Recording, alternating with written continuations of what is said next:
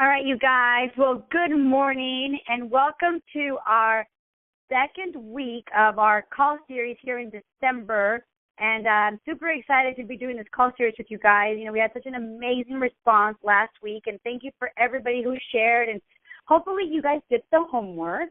Anyhow, for those of you who were not on the call hopefully you guys all were on the call last week. But if you were, you really want to go back and listen to the first week because each week we're building on the call from the previous week. So I'll definitely, sum up a 30-minute call in 3 minutes here. But, it's really important that we really get our grip around the fact that here we are towards the end of the year.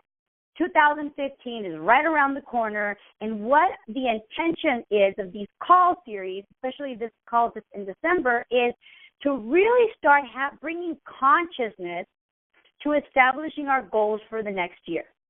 I think so many times, as I mentioned in last week's call, and that is that, here comes the new year, and it's like, Happy New Year, and then the next moment it's, what are your New Year resolutions? And we'll say things out of the cup, like, oh, I'm going to do this, and, well, I think I want that.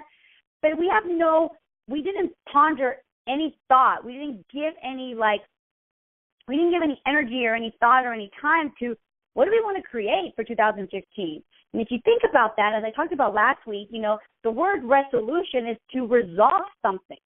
So many times we say it like, oh, well, these are my desires. These are what I want. But, we really never get what we want. We really get what is a must. And that's going to be the topic of today.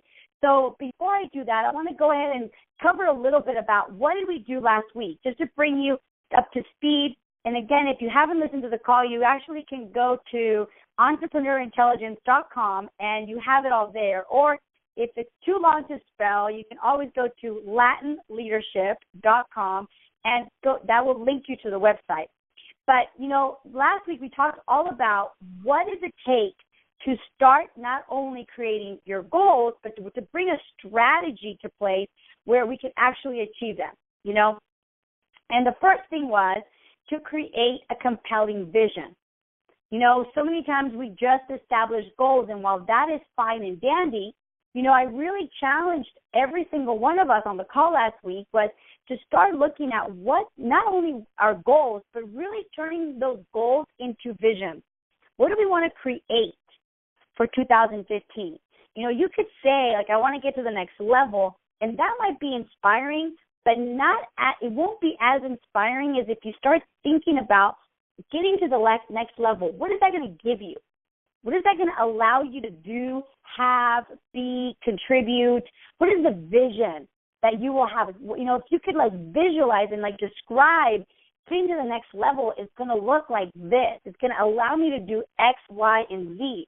If you start looking at it from that perspective, it's compelling. And it'll be something that will pull you towards it, So the first thing was to really get a real crystal clear vision. And, a lot of you guys know that I have a coach that I've had for close to 2 years now. And, she gives me a lot of homework, personal homework. And one of the homework assignments that she gave me last week, which was really funny because I had my sessions with her on Tuesday. So it was after we did this call. And she had me write down a typical day in my life 5 years from now. And what would that look like? And so I did my homework, and today actually I had my session with her because I have some interviews for my USC program tomorrow. So I had my call with her today, and she's like, okay, so here I am reading my homework assignment to her. And she's so kind. She's like, okay, well, good job. But you can get a lot more specific with that. And, if I think about why would she want me to get so vivid, she's like, you want to get really vivid, really, I wake up, this is what's going to happen, really get it vivid in your mind. And I thought about why did she ask me to get so vivid as if it were like a chapter in a movie or, a day with details of what it would look like from the moment I woke up to the moment I went to sleep. And I bet it's because when you can visualize something in your mind, your brain, as we've talked about this so many times for the last 2 years, your brain does not know the difference between reality and make-believe. So if I can literally sit here and visualize a typical day in my life 5 years from now, what would it look like? How would I be living? What would be, how would my life be?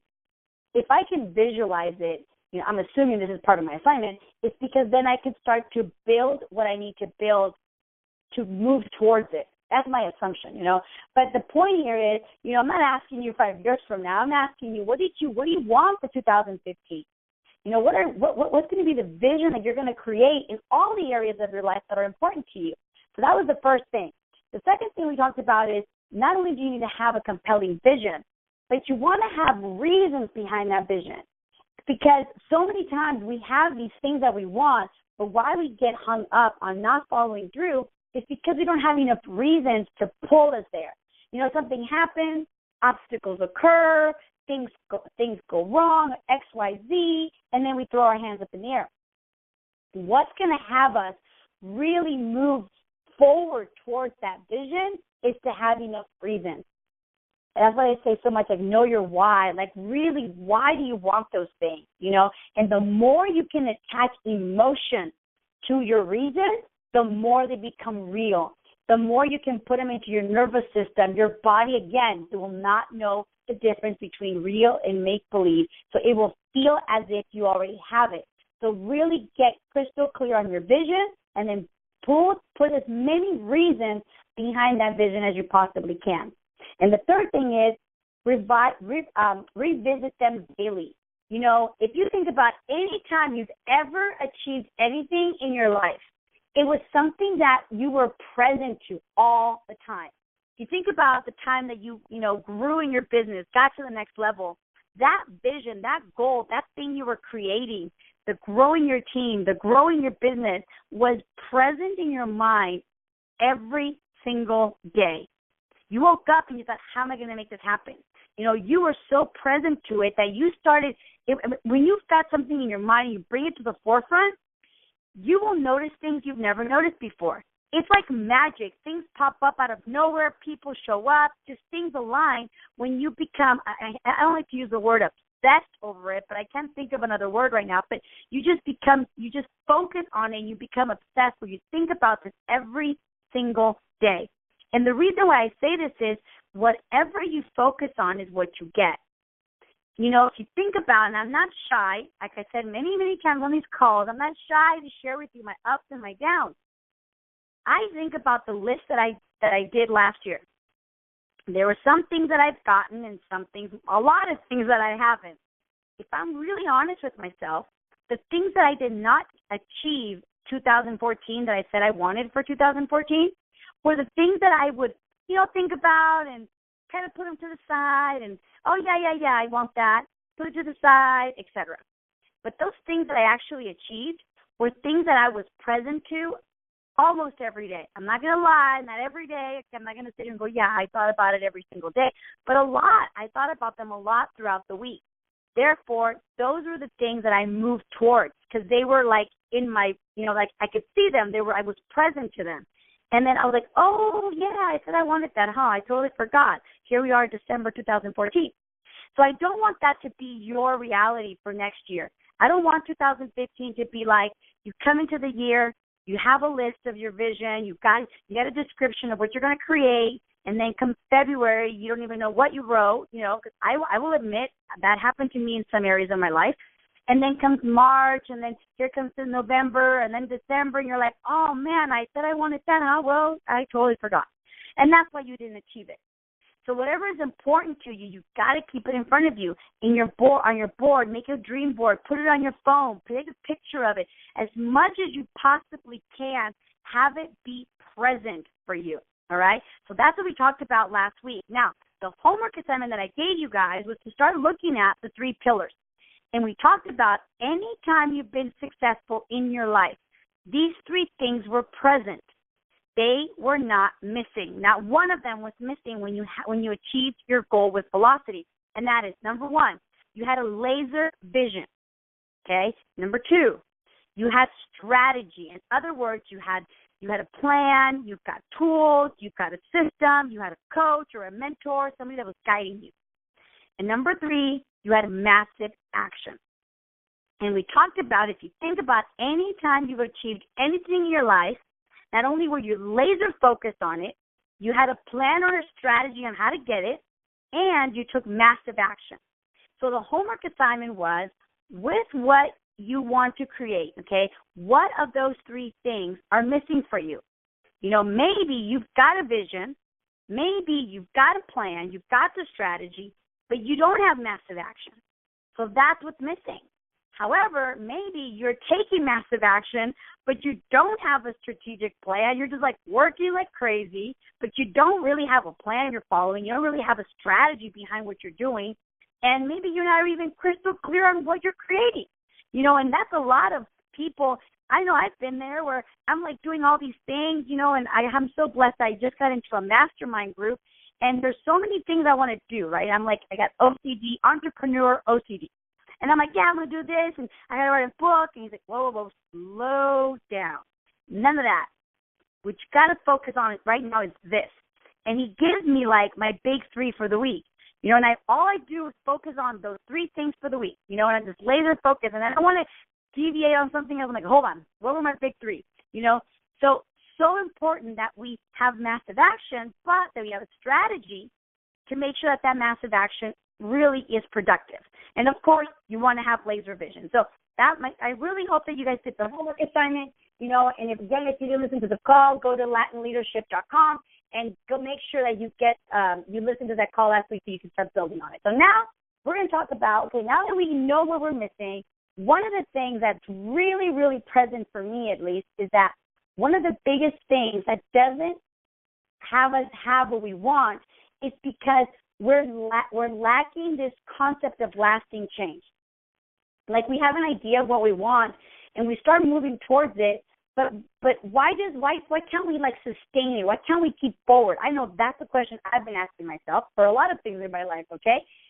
So here's the thing you want to get. Number one, we do not have what we want. We don't have what we want or what we think we should have or what we desire, okay? What we actually have in our lives, I want you to consider this, what you actually have in your life are your musts. There's so many things that we want. I want to get to the next level. I want a level 10 body result. I want a brand new car. I want more money. I want better relationships. I want a better connection with my creator, whatever. But consider that you don't have what you want. You have what are your musts.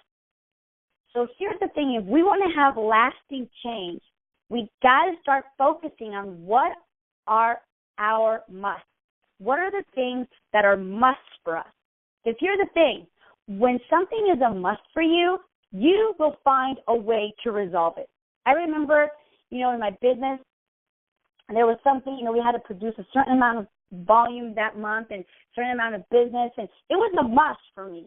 And, you know, we were nowhere near it. We had like a week to go, and the deadline was right around the corner, and we were so far behind. But it was such a must for me that I got creative. I was like, no, this is going to happen.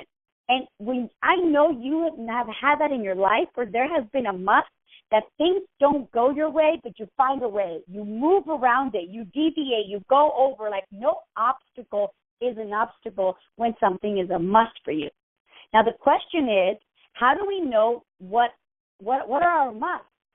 You know, how do we know? Or better yet, how do we convert those shoulds, like I should, blah, blah, blah, or I want, blah, blah, blah.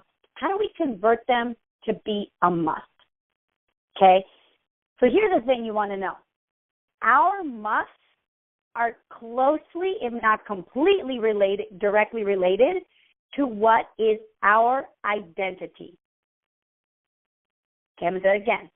Our musts, like what we think are musts for us, are related to our identity.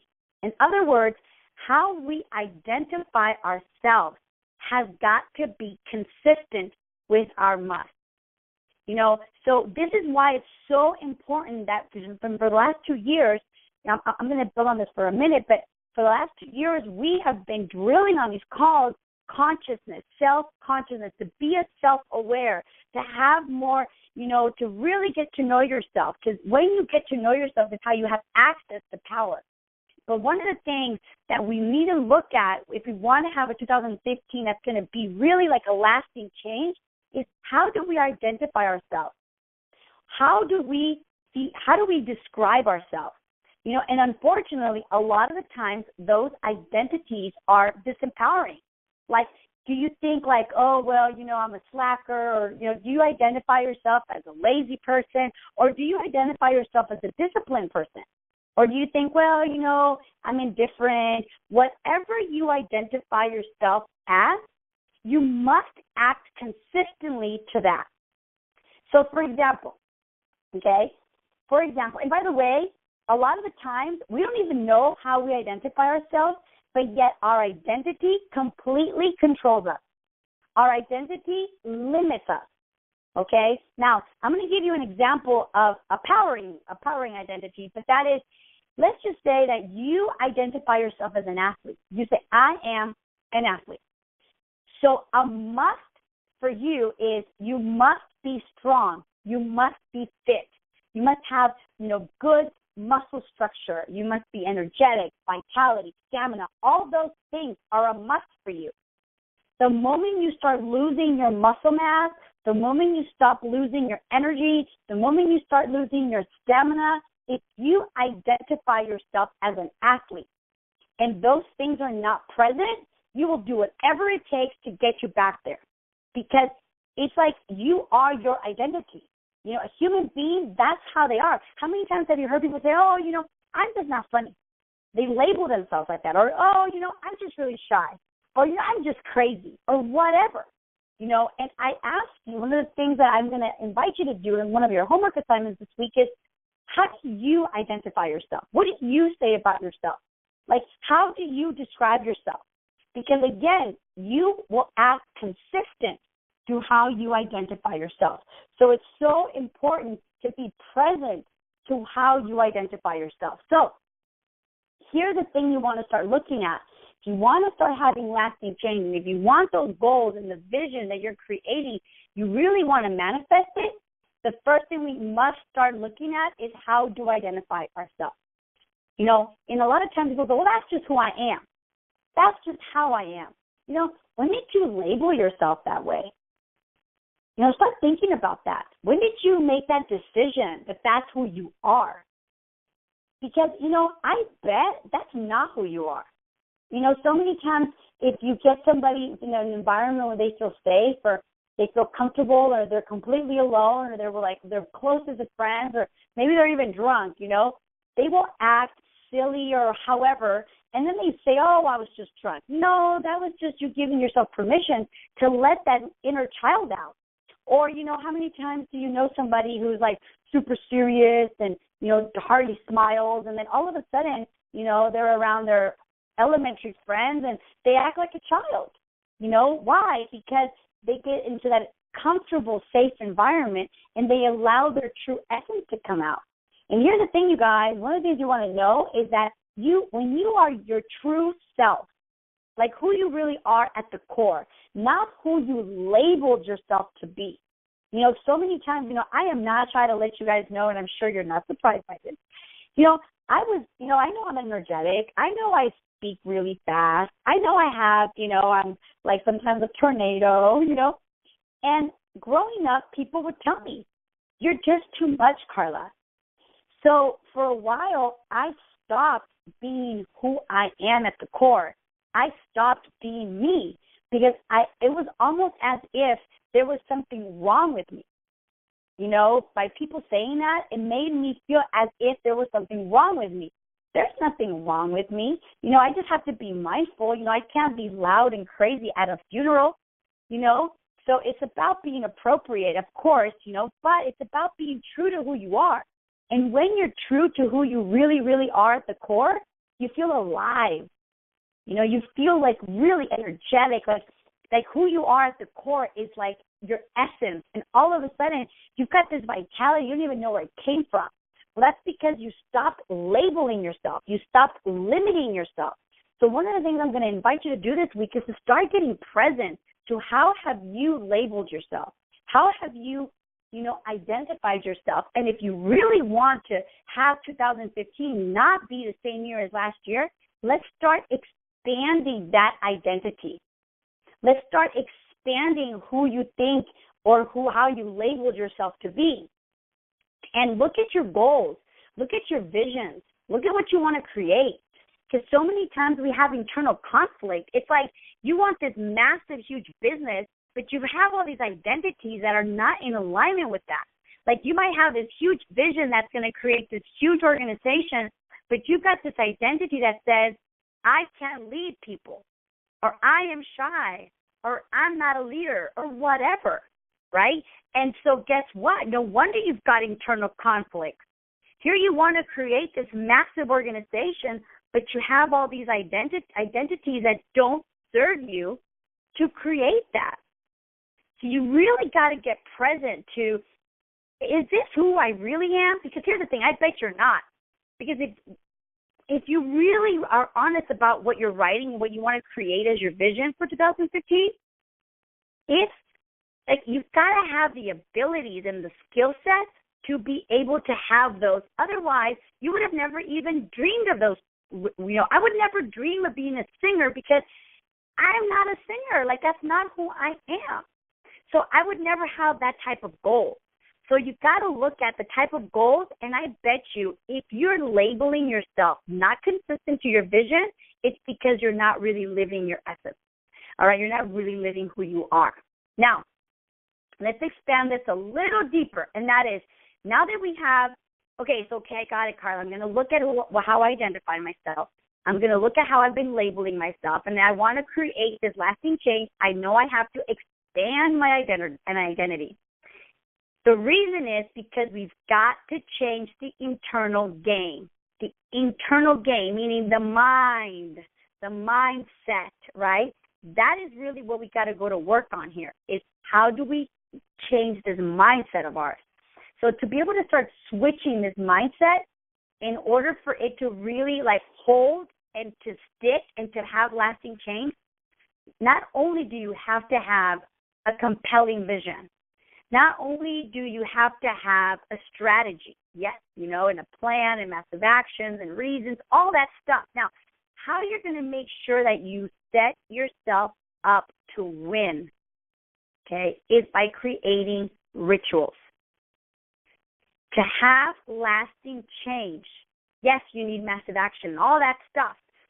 But inside of that, there's this like component that's so important that makes all the wheels turn. And that is, what are your rituals? Now, rituals are things that you do consistently every single day. We all have rituals. If you're an athlete, your rituals are very different than if you label yourself as being a couch potato. If your identity is I am an athlete, your rituals are you wake up and you put on your tennis shoes and you go for a run, or you take a shake and you go to the gym or whatever, but your rituals are consistent with your identity. I'm going to say that again. Your rituals are consistent with your identity. So if you consider yourself a lazy person, your rituals are right there with you, right? If you consider yourself, if your identity is I am athletic, I am disciplined, your rituals are such that you will be disciplined and you will be athletic, okay? So the second homework assignment for this week is we got to start changing this internal game. So we're going to start looking at what, we did this last year. Last December, we did this whole concept of Core 4. I went really deep on it. So if you haven't listened to that call, go to latinleadership.com and it'll take you to the Entrepreneur Intelligence website, and under the videos, you'll see, or audios, you'll see all the audios. Look for Core 4, okay? If you want to listen to it, it'll explain it more in depth there. But what we're going to start doing this week is to start looking at what are going to be the rituals that we're going to build this next week. This is 1 week at a time. What are the rituals you're going to put in place for, number one, what are the rituals for your body? So important. Your body is a vessel for your life. So the question is, what are the rituals you're going to put in place for your body? In other words, you can have a ritual like every day I'm going to drink my shake and work out. And when you do that, you get a point. That's why it's called Core 4. Whatever it is, you pick, okay? Number two, what are going to be your rituals for your spirituality? I'm telling you, it is so important to be connected to something greater than you. Look, I get it. We're all powerful human beings and all that stuff, but I'm telling you, when you can connect to your creator or whoever you believe, the universe, whatever, I'm telling you, you will be so much more powerful. Now, you can put some rituals in place such as praying, meditating, reading the Bible, talking to God, whatever. I'll tell you, one of my rituals is after I work out, as I'm stretching, I put on the audio from The Gladiator, and it's just real soft music, and I literally close my eyes as I'm stretching, and I just thank God. I send blessings, and I thank God for my family. I go one by one, just thank Him for my mom, my dad, etc. And then I thank Him for everything that I have, for the blessings of life, etc. Then I visualize what I'm going to have, what I'm going to do for the day, and I set an intention for the day. For example, today my intention was to be intentional. I had so many things to do. I had so many calls to do. I had so much stuff to get done. I have a busy tomorrow and next day. So my intention for Monday was, today I am going to be intentional. So I set an intention for the day. So that's my spiritual ritual, and then every night before I go to bed, I pray. 90% of the time I fall asleep before I finish, but I think God's like, all right, girl, go to bed, So anyway, so my rituals and my spirituality, whatever they are for you, might be those, or, you pick your own. The third is, what is going to be your ritual for your relationships? Yes, your relationships. Just like you need to nourish your body and your spirit, you must nourish your relationships. The question is, what are you going to do? Same thing. If you've got some rituals about your body, it shows up. If you don't have rituals for your relationship, it shows up.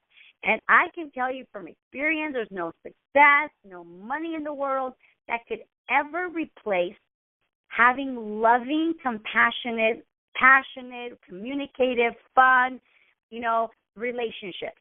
No money or success in the world can replace family.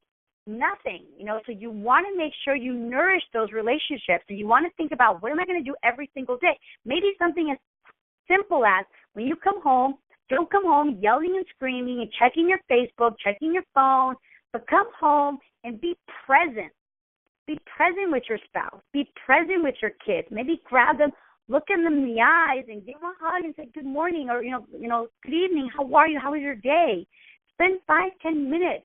The first 5-10 minutes of you coming home, that will really make a difference for your relationships. Or maybe set it once a week. I'm going to, Sunday, we're all going to go out together as a family. No cell phones, no nothing, just us. Whatever. But put some rituals in place for your relationships.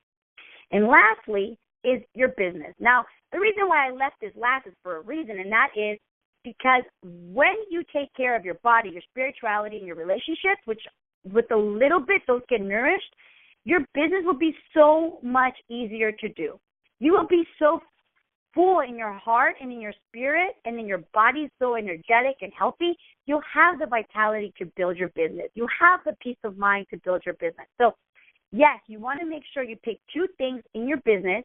What rituals are you going to put in place every single day that are going to help you achieve your goals for 2015 in your business? It might be every single day I'm going to do X amount of personal contacts. Every single day I'm going to do X amount of phone calls. Or, I really need to learn more about this. So every day I'm going to dedicate 5, 10, 15 minutes to study this subject and do personal contacts or whatever. You pick the 2 things that are going to make the biggest impact in your business to help you achieve your goals. So in conclusion, your 2 homework assignments are, number 1, you want to make sure that you start being conscious of how you identify yourself. How do you relate to yourself? What is it that you say? Because remember, your identity will be correlated to how you act, okay? That's the first. The second homework assignment is to start going to work on the daily rituals. What are going to be your daily rituals for your body? What are going to be your daily rituals for your spirituality, for your relationships, and for your business? And be ready to share next week, okay? So I really hope you guys take on the homework. Again, if you want to listen to last week's call, or if you want to register for the emails, I'm actually sending out, the next day I send out the call from the previous day via email. you can go to latinleadership.com and register there. I had to change the entrepreneur intelligence. A lot of people are having a hard time spelling entrepreneur. It's a long name, so I attached Latin Leadership to the entrepreneur website.